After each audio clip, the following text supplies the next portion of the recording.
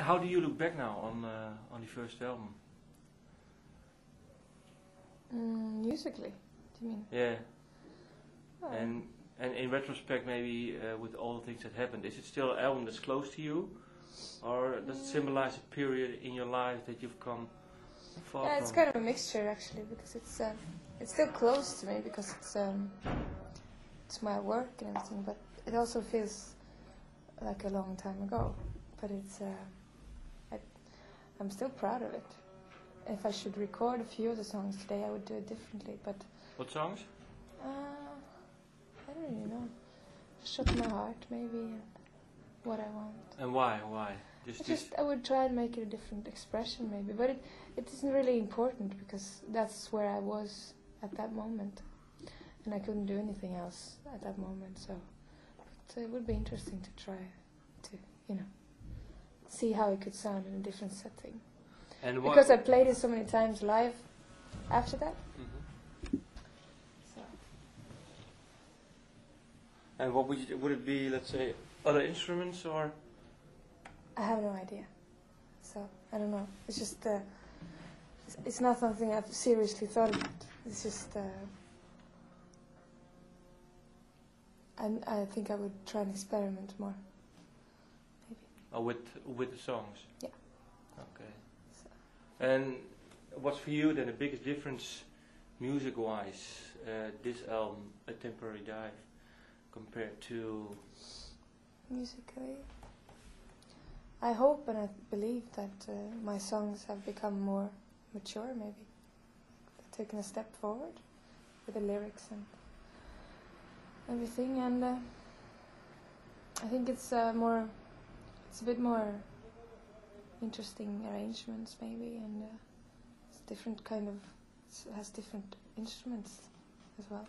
Were the songs written? I heard there was one song that was written before, and the rest of the songs were. Song number 6 is an old song, and the rest is after, I think. If I'm not wrong. Oh, This Voice is an old song. Okay. The song 6 is also before the first album. So there were 3 old songs. I'd say 1, 2, 3. I think so. 3 songs that are written before the first album, and the rest of it is new stuff. And are there a couple you wrote song 6 for? Are they still together? Yeah, they're the best married couple I know. Yeah. Yeah. Okay. Because you were saying the song was written for a good friend's wedding. Yeah. It was kind of I wanted to write something that was very full of love, and so I kind of took them as an example and wrote it from what I experienced with them, because they have this really nice relationship. And they and also from myself, when I've been in love, I thought about how I would feel, And in the earlier interview, you said that that you were surprised that live audiences really connected to the song because it wasn't that personal for you. Mm-hmm. Is that because is that why you put it also on the album, because it was good, because you got a good response from the? That, and also that I think it's a good lyric. It's a really simple, small, short lyric that says a lot about how it is to be in love with someone, in a way, because it's only your little, it's your own experience. You know how he holds your hand, It's no one else knows, and it's the feeling of that makes it special. Yeah, so. But because you're singing that you are telling how you would write a song. It's like cheating, making a love song and cheating, because I didn't want to make it a cheesy love song. Yeah. And then I say that this is a sobby, cheesy love song. So here it is, it's like taking the back door. And when did Ron Sexsmith come to the picture? It was last spring, or maybe summer, I think. We were talking about it, that we were at this showcase with him in Stockholm. Is it bad? And, it's bad, but, well, you can't help it. No. Okay, that's okay. And I've always liked his voice. The last 2-3 years I've listened to his CDs and I like his voice. He's a V2 artist as well, so we discussed it, me and the V2 people, like, oh, that would be nice. Shall we ask him about that? You know, and then we gave him my CD and he liked it, and so I asked him and he wanted to do it. Okay, and where did you record it with him? In Stockholm. Stockholm. He came to Stockholm. Yeah, he was doing a festival there, so he came next day. He came to Stockholm after the festival. Okay. Shouting. Up, yeah, up. shouting. And the other song you were saying, This Voice, was also an old song? And you use it because of the good arrangements? I used it because I like the melody and also the lyrics. I think it's an old song that I used to play with the guitar, just really like very simple chords.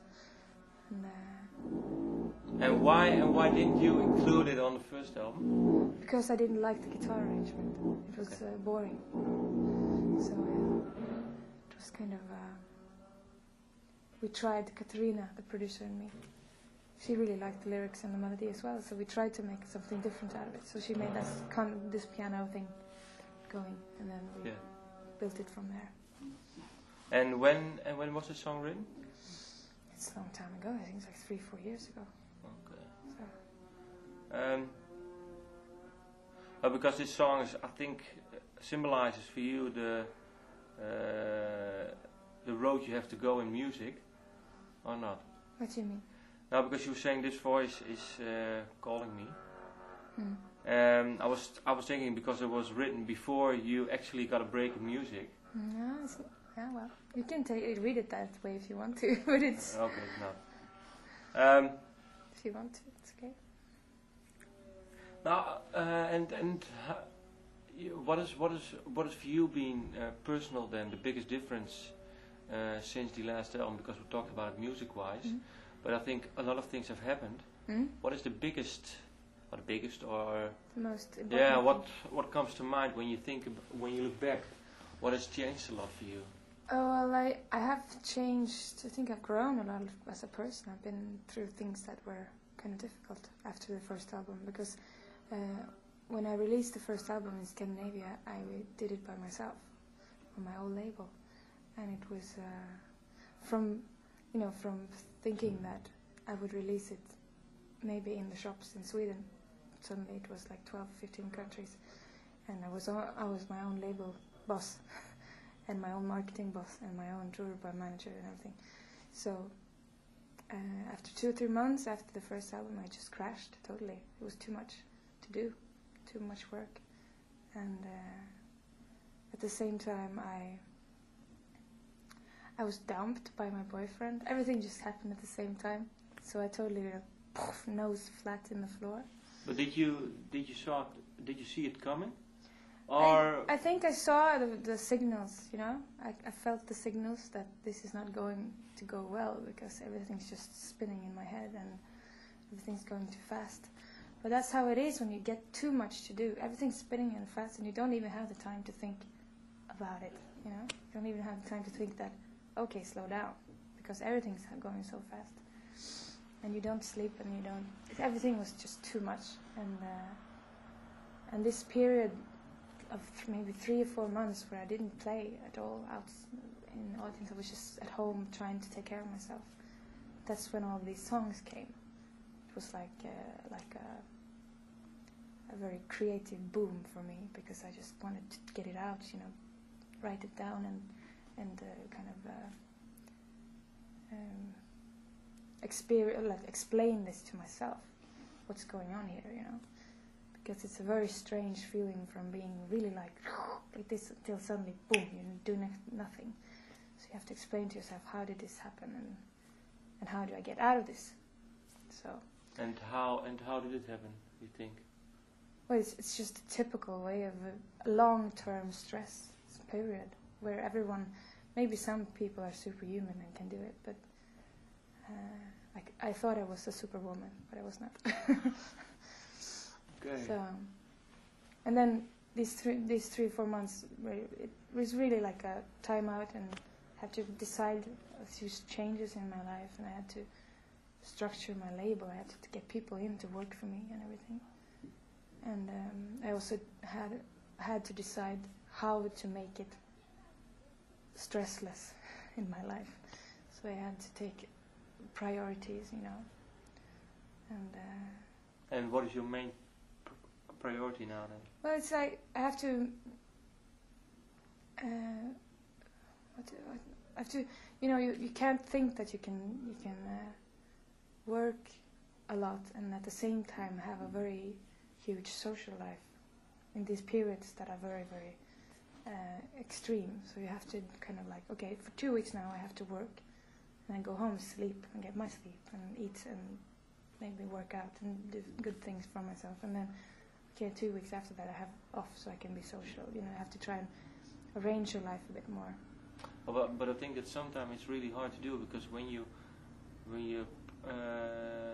suddenly get success, then you want to enjoy it all. I think you want to do everything. Yeah, but it's not possible. So I guess that's what I learned from it. So you have to think of it more as a job. The things that you have to be able to enjoy the core of it, where it was, which is to play. Okay, that's it. I had to make the other things around it more like a job. Okay. So I had to like put my priorities in the gigs and the making of the songs.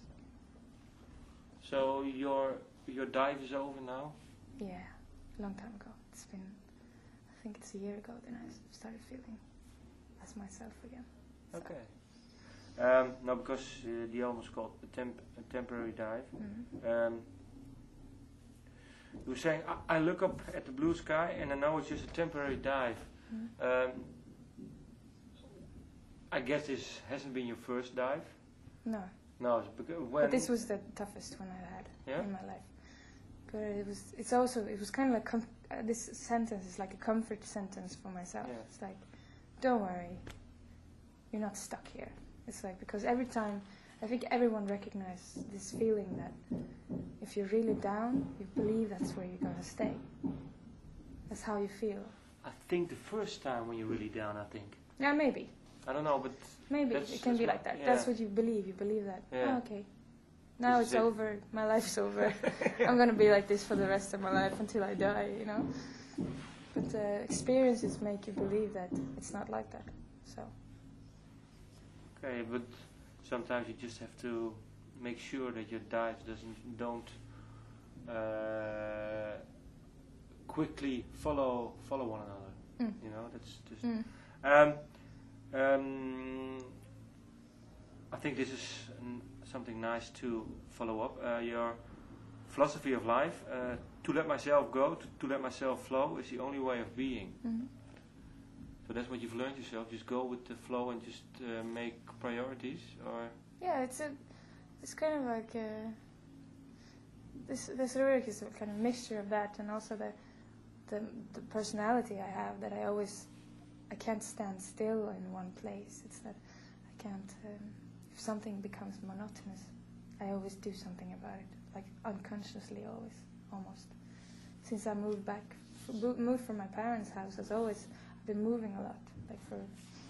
I've been living in seven different cities since then. It's 10 years, and it was kind of like, oh, I know this city now. I have to go somewhere else.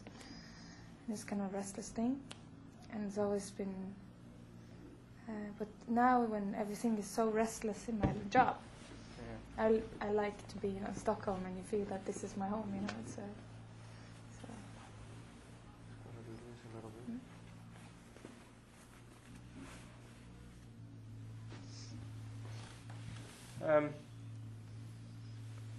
No, because you were saying in the last interview that now you have found more peace because your music, you find that it's always a challenge. Mm-hmm. But you were saying, well, last year you crashed because everything was a challenge, maybe. Yeah, it was not actually the playing that was the challenge, it was the things around it. So That was a challenge. Yeah, it was too much to do, because it's really hard to be an artist and a record company boss at the same time, and a social person. So that was the thing. It was just too much. And who was your balloon ranger then? There was a friend who was really like a realistic friend who always said, well, like took me down to put my feet on the ground again. When I just, oh, this is going, and I just, hello, sit down, take it easy. That's how it is. Okay. And what did you learn during playing the last year, and which you incorporated in this album? I think I've developed a lot as a singer as well, because of playing as many gigs as I've had, and you trust your voice more, that you can do more things and explore it, and you get the routine, and you get self-conscious, you get more, you believe in yourself more, because you've had so many gigs and you get so much response, and it's like building it up. So I guess I think my gigs have become better because I have a routine that you can put, you have your technique is there, so you can put the extra thing on it, the extra little personal touch to it, you know? In the voice, singing, yeah. and also the dynamics of the songs. And what song has really changed for you while playing so much?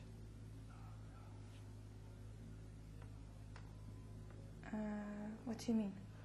Is there a certain song that that while playing got more interesting for you to play or to sing, and you found extra layers, or?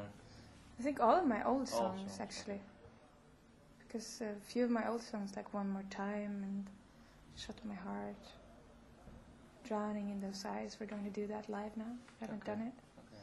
Songs that played so many times. You have to sit down and think, how can I do this a bit more interesting? Because it's almost like singing your own cover song, you know, after a while. Yeah. So then it's about going into the lyrics again and trying to analyze it from where you are now, you know. And have you found, let's say, another meaning to a song, to an old song of yours? You were saying, well, when I look back on it now, when I experience the lyrics now, I was saying, well, maybe it was different. Because you were saying you try to relive it and maybe to look back on it. Have some songs changed, or? I think, let's see if there's anything I can think of.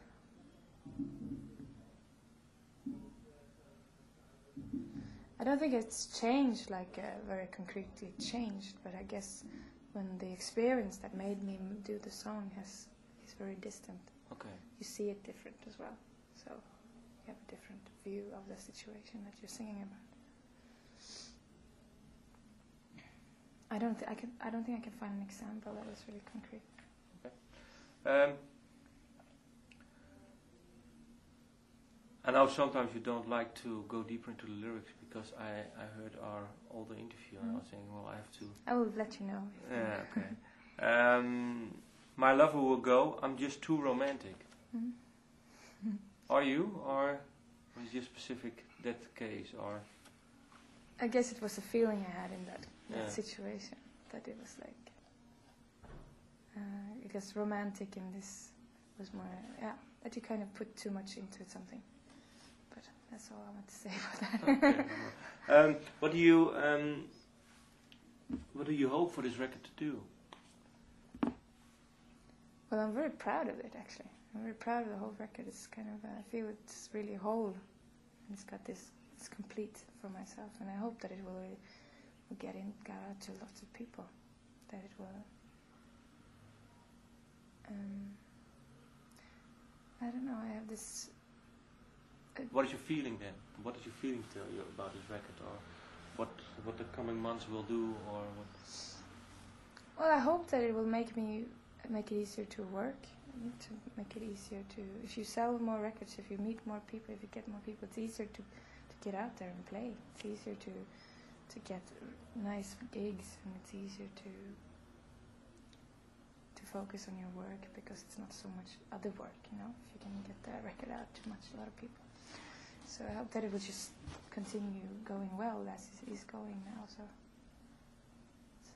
I've never really had such big ambitions in my life about this music, so I just take everything as it comes, and it's just after a week since I released it in Scandinavia, and it's kind of everything that's happened just in a week is like a huge bonus. It's really weird. So last week it was released, yeah. yeah, so it's #1 in Norway now, so it's kind of wow, shit. I'm actually kind of pleased already. It's like yeah. Because #1 in your home country. Yeah, it was just amazing. I never ever thought it would be #1 album, so it's a really cool feeling. Yeah. Congratulations. Thank you. That's always, I think, when you start to play music, then you know that's the thing you can imagine maybe, because world success you don't think of. No, it's too much. You know, you can't do that. I think of the small successes all the time, just small steps, because it's easier to relate to. So. Okay. Let me see. I will try another one. Rubber and Soul. I was thinking Rubber Soul, Beatle album. Yeah, that's the weird thing. When I put the title to this song, I was thinking, oh, I've heard this before. Oh no, it's a Beatles song. And then I asked my friend, is it called Rubber and Soul, or is it called Rubber Soul? It says called Rubber Soul. Okay, then it's okay. So. Okay. Well, you end the song with Rubber no longer holds the borders of my soul. Mm-hmm. Is that a wish, or is it something that has already happened? It was more like that the essence of the song is about this rubber that holds you back, that makes you actually be a bit rational about things, you know? It's kind of like the rational rubber of your soul. Mm-hmm. It makes you not jump out of the window because you feel like it, you know? Yeah. You have this crazy thoughts that you sometimes have. You have this rational nerve in your body that makes you not do that, you know? And especially maybe in relationships, you want to throw a vase on this person, but you don't do it, you know? You have this feeling that you want to, you just don't do it because you have a brain, you know? And but sometimes it can get too much, so you kind of lose that's rational nerve. That's the kind of the essence of the last lyric. Yeah. But it's not something that happened, but it's really something that can happen. Really. But is it? Do you think it's sometimes good that it happens, or? Yeah, it can be good. It can make a difference. You know, it can make things go further. It doesn't make you stuck in this situation. If you do something extreme, sometimes it can actually make it better.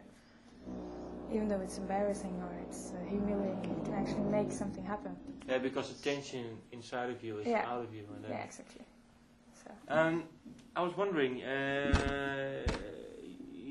you say you've written new songs within a period of 3 or 4 months. You were at your home recovering. Mm-hmm.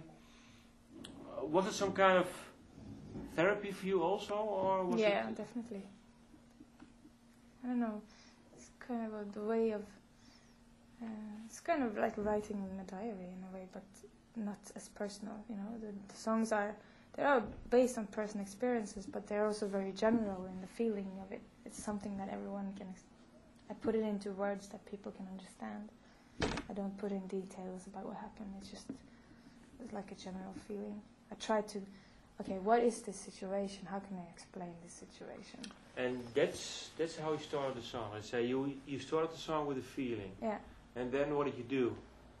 Did you start on the guitar or lyrics? Well, this time I wrote the lyrics as poetry more. Yeah? As I've been sitting with a paper and a dictionary and just sitting there with this poem, writing a poem. Actually, this time the last record was more like lyrics that I put into songs. This time it's been more like a poetry thing. I've been sitting writing, very like focused. And how did you then incorporate the lyrics and maybe, the poems into your songs? It was I was parallel to the lyrics or to the poems. I was writing arrangements for the guitar, so I tried to put some sentences into it and see if I could find a melody. And it doesn't work every time. And then you try another poem, and you see if it fits. So that's how it's been done. So there's two different processes working at the same time, and then at one point you try to mix them. Yeah. But it was different compared to the first album. Well, some of the songs in the first album are like that. Okay. But then it was more like the lyrics were kind of the tool to make the song finish. Because the music was already like in the making, so I had to put it. Did you already have a melody also then, and then you? No, the melody always comes with the lyrics. Yeah. Because the lyrics have their own rhythm and their own stanzas and everything, so it makes the melody, the rhythm of the words, helps me make the melody. No, because sometimes I don't know if it's the case for you, but sometimes you can say, well, you write a song and then you have a melody. And then later on, you stick words to it, and then the words have to fit the melody. But for you, it was the other way around this time. It's been like that. Sometimes I think there's one or two songs that are like that. That I have a melody and make the words like rain, that phony English stuff, just to have a melody. But it's most of the time it's the words that make the melody more. Well, I think I've done it before, but it's been more structured this time. Been more focused on the two parts. That I've been thinking, okay, now I'm gonna do this poem. And before it's been more like scribbling stuff, and then finishing the words while I'm doing the song.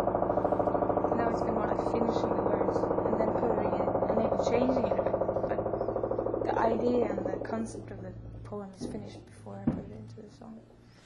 So it's been a different kind of way. Are you planning on releasing a poetry? I don't know. I have no idea, because often the words get more life by music. It's like I feel something is doing in my back here.